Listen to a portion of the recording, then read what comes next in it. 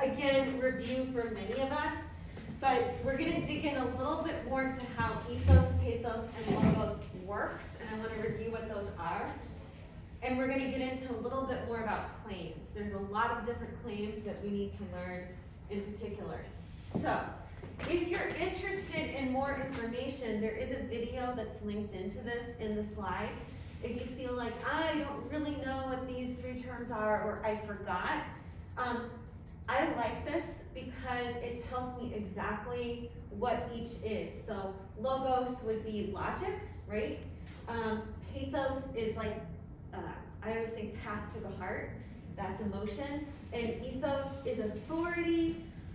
What is the person's job or role, or what is their credibility, or how do they build that credibility? This one, I think, is the hardest for people to remember.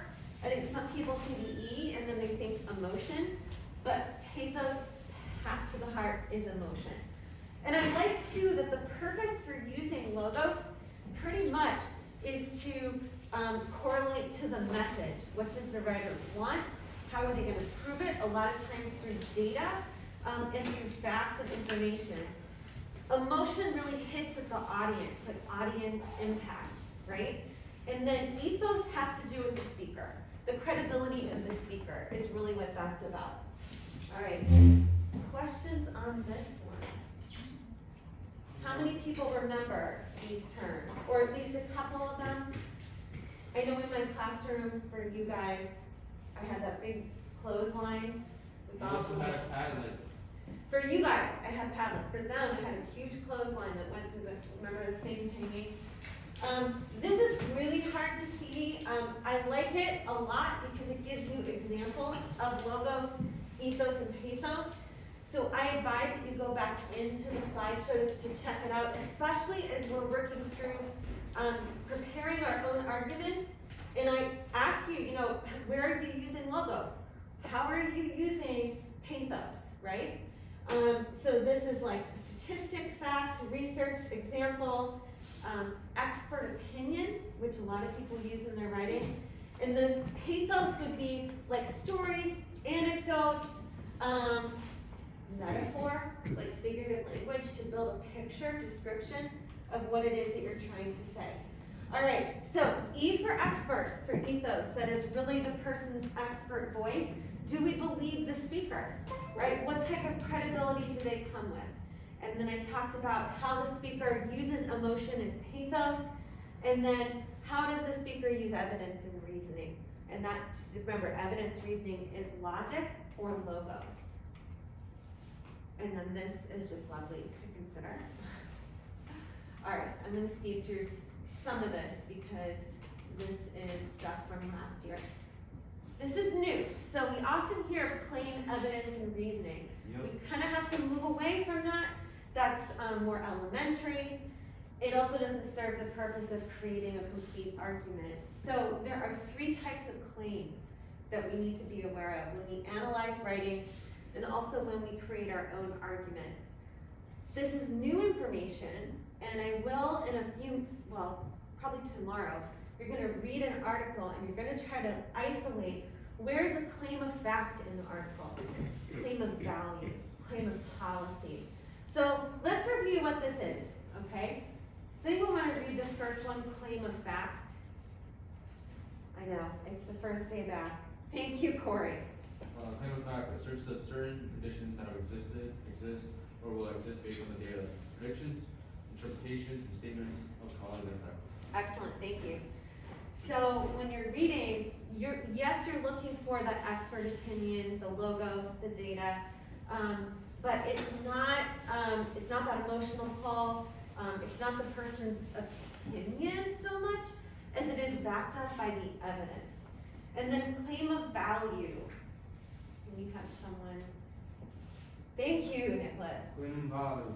Evaluation and ethical arguments when the writer places value on something as good or bad, parentheses, approval or disapproval. Thank you.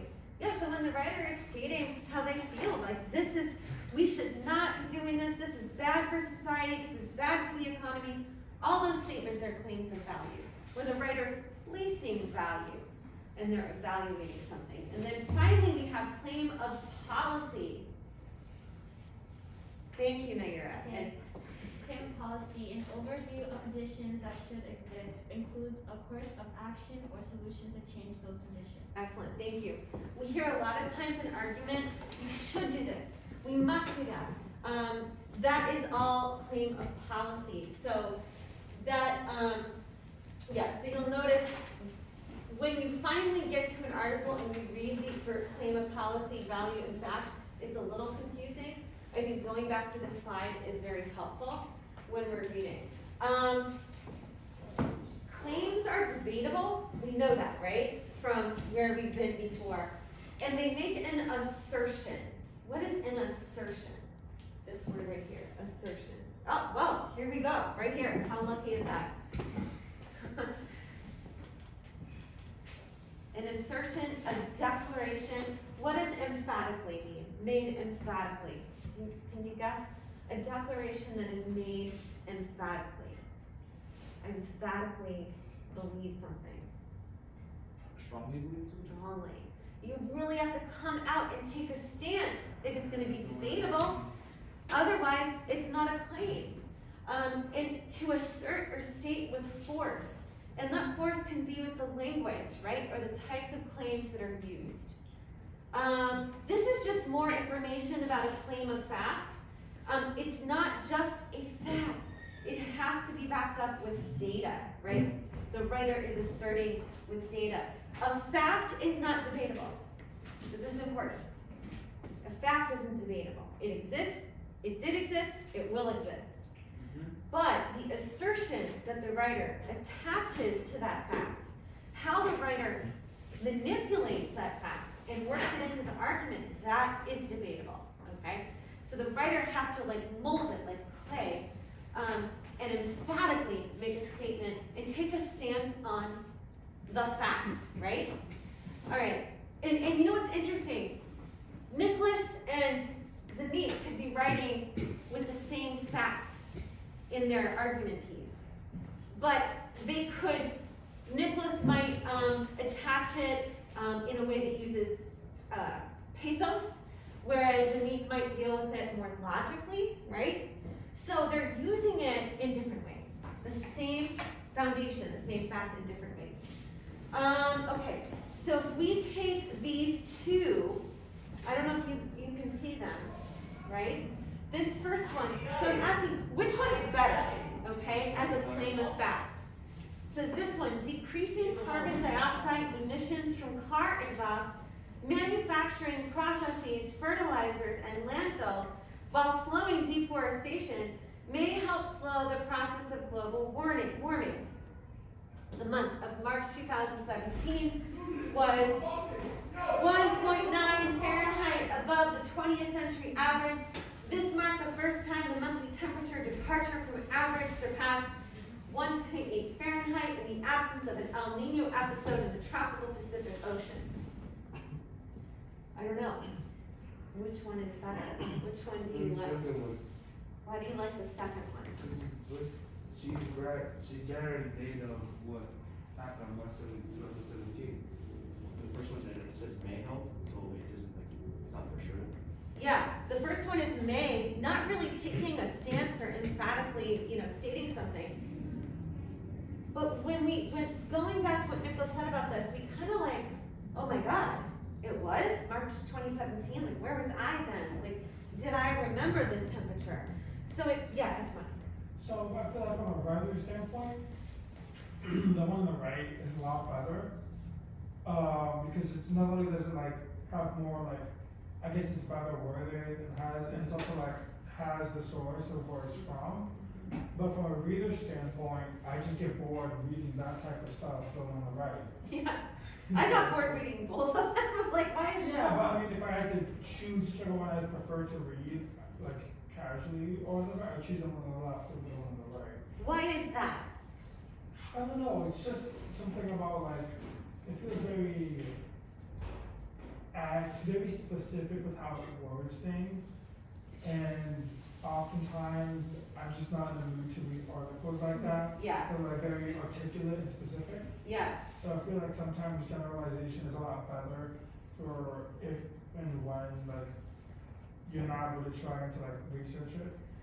So it's interesting. This is what we read in a textbook for information gathering, right?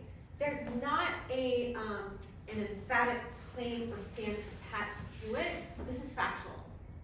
This right here gives us more of a picture, and so that we attach it to our meaning in our head and build context with it. But yeah, it's not that this one is wrong, it's just more factual. All right. Claim of value. So remember, good or bad, good or bad. You just have to go down that line when you're reading. Does the writer think good or bad, or say one thing is better than another? All right. So unfortunately, oh, I can't read the first one. Let's see. These are all claims. The legal system is broken.